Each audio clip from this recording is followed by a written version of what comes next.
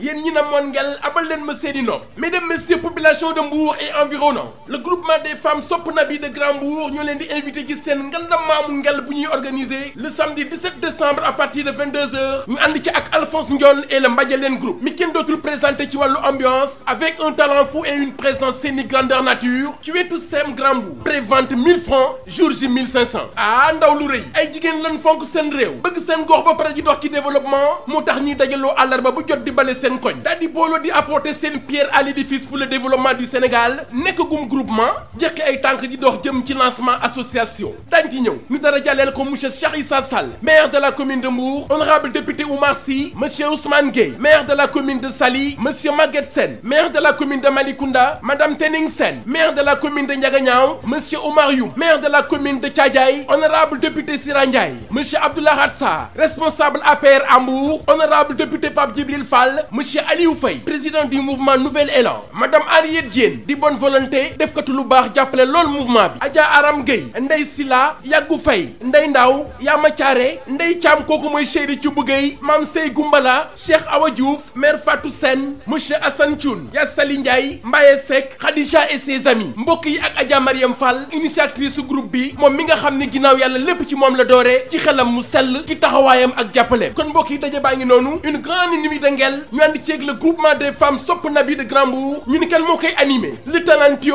l'exceptionnel Alphonse Ndione et le Mbadjalène Group le samedi 17 décembre 2022 à partir de 22h fële ci wetu sem Grand Mbour prévente 1000 francs jour J 1500 Dado Ndiaye la présidente ak jigéen ñi mu àndal ñoo ngi leen ciy woo ku ko dégg na nga ko wax sa morom